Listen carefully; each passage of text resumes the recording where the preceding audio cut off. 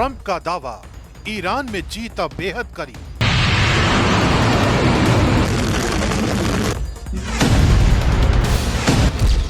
Cease fire नहीं, जंग जारी रखने का संकेत।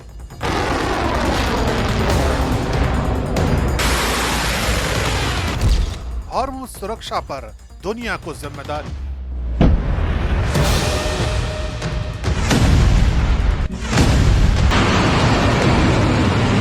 दुनिया की नजरें इस वक्त जितनी ईरान पर टिकी है, उतनी ही अमेरिका पर, क्योंकि व्हाइट हाउस से आने वाला कोई भी नया बयान किसी नए तूफान का संकेत देता है।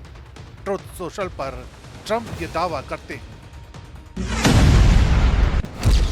अमेरिका अपने सैन्य उद्देश्यों को पूरा करने के बेहद करीब है और अब वो मध्य पूर्व में जारी अपने बड़े सैन्य अभियानों को धीरे धीरे कम करने पर विचार कर रहा है। ट्रंप बाकायदा अपने इस बयान के पीछे आधार बताते हैं। उनके मुताबिक ईरान की मिसाइल क्षमता, रक्षा औद्योगिक आधार, नौसेना और वायुसेना को पूरी तरह नष्ट कर दिया गया है और ये भी तय किया जाएगा कि ईरान कभी परमाणु हथियारों के करीब न पहुंच सके। यही नहीं, क्षेत्रीय सहयोगियों का हवाला देते हुए ट्रंप कहते हैं, इजराइल, सऊदी अरब, कतर, यूएई, बहरीन और कुवैत की सुरक्षा के लिए अमेरिका हमेशा प्रतिबद्ध रहेगा। लेकिन इन दावों और भरोसे के बीच डोनाल्ड ट्रंप का लहजा और ज्यादा आक्रामक हो जाता है। अब वो सिर्फ रणनीति की बात नहीं करते, बल्कि ईरान पर सीधे शब्दों में हमला बोलते हैं, जिसमें गुस्सा, चेतावनी और दबाव तीनों एक साथ नजर आते हैं। Well, we've been hitting them awfully hard. I mean, I don't know if you can possibly get hit harder, but these are thugs and animals and horrible people. But you can't hit anybody harder than we've hit them. But I'm not surprised. They executed 3 young people for protesting. इस आक्रामक बयान के बाद भी Donald Trump का रुख और सख्त हो जाता है। अब वो साफ कर देते हैं कि बातचीत हो सकती है, लेकिन युद्ध विराम नहीं। Well, look, we can have dialogue, but I don't want to do a ceasefire. You know, you don't do a ceasefire when you're literally obliterating the other side. They don't have a navy, they don't have an air force, they don't have any equipment. यानी एक तरफ संवाद की बात और दूसरी तरफ जंग जारी रखने का ऐलान। ट्रंप की यही दोहरी रणनीति अब सबसे बड़े सवाल खड़े कर रही है।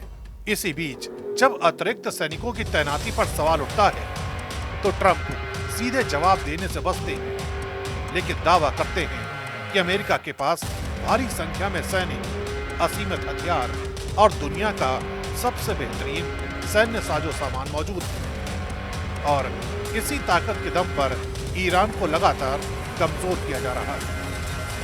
Well, I would say this, that if I told you the answer to that question, my military people would be very happy.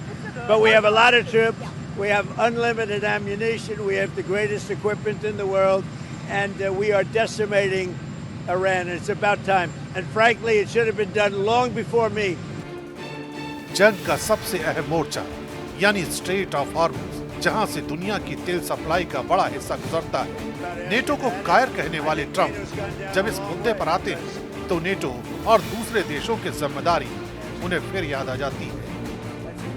Well, overall, you know, we don't use the strait. We don't. The United States. We don't need it. Europe needs it. Korea, Japan, China, a lot of other people. So they'll have to get involved a little bit on that one. उधर IRGC दावा करता है कि operation true promise 4 की 70वीं wave में 55 से ज्यादा ठिकानों को निशाना बनाया गया।